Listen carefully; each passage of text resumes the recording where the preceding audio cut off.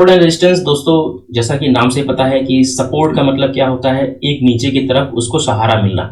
Support का मतलब सहारा और रेजिस्टेंस का मतलब बाधा, रुकावट। और बाधा जो रुकावट होती है वो ऊपर की तरफ आती है, सपोर्ट मतलब नीचे की तरफ आती है। उसको हिंदी में अगर हम शुद्ध भाषा में बोले तो उसका सपोर्ट का मतलब होता है उसका तल्ला या पेंदा।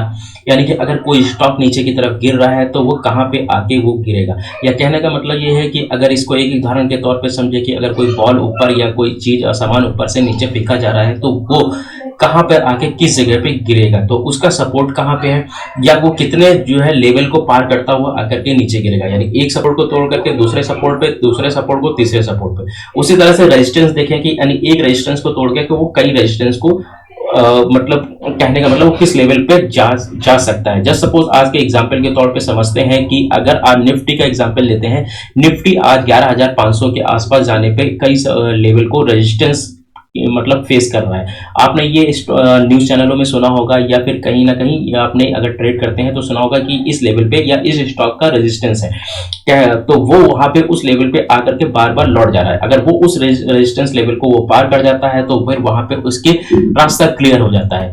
और उसी तरह से अगर स्टॉक में गिरावट आ चुकी है, कमजोरी आ चुकी है और वो एक सपोर्ट के लेवल को भी तोड़ देता है और सपोर्ट के लेवल को नीचे जाता है तो लोगों के अंदर एक फियर आ जाता है।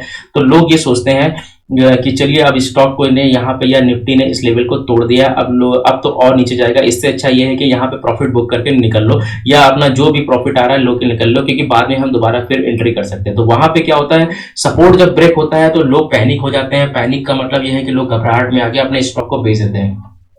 उसी तरह से रेजिस्टेंस पे कभी कभी लोगों का अपना पेशेंस लूज कर जाते हैं कि वहां पे बहुत बार वो उस रेजिस्टेंस लेवल को आकर के वो टच करता है, फिर स्टॉक फिर टच करता है, फिर नहीं तोड़ पाता है, तो वो टच करते करते करते उसको इतना टाइम हो जाता है कि वहां पर वो उस रेजिस्टेंस लेवल को नहीं तोड़ पाता है। इस वजह से वहां पे आके उसके अंदर एक गिरावट शुरू हो जाती है। उस गिरावट के अंदर गिरावट इसलिए हो जाती है ताकि वो वहां पे भी लोग अपने पेशेंस को लूज कर देते हैं एक्चुअली में। फिर उसके बाद होता है कि हो सकता है वो अचानक से फिर वो ब्रेकआउट हो जाता है, फिर वहां पे वो स्टॉक ऊपर की तरफ निकल जाता है। तो वहां पे जिन लोगों ने अपने पेशेंसली उस स्टॉक को होल्ड किया होता है, फिर वहां पे उसको अच्छा रिवार्ड मिलता है और वो अच्छा प्रॉफिट बुक करते हैं। रेजिस्टेंस शब्द का जैसे हिंदी में मतलब है, जैसे कि यहाँ पे मैंने आपको बताने की कोशिश की है, रुकावट, रोक या बाधा। तो इस मायने के आधार पर हम कह सकते हैं कि रेजिस्टेंस कीमत बढ़ने या ऊपर जाने से रोकता है। शेयर बाजार में रेजिस्टेंस शब्द का इस्तेमाल किसी स्टॉक के चार्ट पर उस प्राइस पॉइंट को बताने के लिए किया जाता है जिस प्राइस पॉइंट से स्टॉक की कीमत ऊपर जाने से रोकती है। ठीक है, जैसे इस सपोर्ट या इसको इस डायग्राम के जरिए समझते हैं। देखिए यहाँ पे अगर हम रेजिस्टेंस को पहले हम देखते हैं तो रेजिस्टेंस यहाँ पे देखिएगा आपको 3 जगह पे मिल रहा होगा। रेड कलर की एक लाइन है, तो रेड कलर की लाइन है यहाँ पे 1 2 3, यानी कि इसका मतलब यहाँ पे अगर हम इसकी प्राइस को एक अज्यूम कर सकते हैं कि यानी 2,500 रुपए के आसपास की यहाँ पे प्राइस रेजिस्टेंस है इस स्टॉक की, तो 2,500 या 2,500 या 2,500 की, यानी यहाँ पे आकर उसने अवरोध फेस किया। अवरोध जनरली कहाँ पे होता है, इसके पीछे एक लॉजिक ये होता है कि लोगों की साइकोलॉजी, बिहेवियर, ये स्टॉक मार्केट की बिहेवियर पे काम करता है कि लोग यहाँ पे लोग पहले से अज्यूम कर लेते हैं यार यहाँ पे तो रेजिस्टेंस होगा और यहाँ पे स्टॉक आकर के रुकावट फेस कर रहा है, रुकावट फेस कर रहा है, तो यहाँ पे चलो उनका कुछ लोगों का पेशेंस ऑलरेडी लूज हो जाता है, वहां से उससे पहले ही वो प्रॉफिट बुकिंग कर लेते हैं या फिर जो भी होता है वहां पे निकल लेते हैं। तो लेकिन कुछ लोग क्या होता है, कुछ लोग प्रॉफिट बुकिंग उस रेजिस्टेंस लेवल यानी ब्रेकआउट का होने का इंतजार करते हैं, फिर उसके बाद उस लेवल को तोड़ करके जब स्टॉक ऊपर की तरफ जाता है तो वहां पे उस लेवल को वहां पे बाई करते हैं, क्योंकि वहां पे उसकी स्टॉक की जर्नी क्लियर हो जाती है, फिर वहां पे वो कुछ पॉइंट ऊपर की तरफ जाना उसका तय होता है।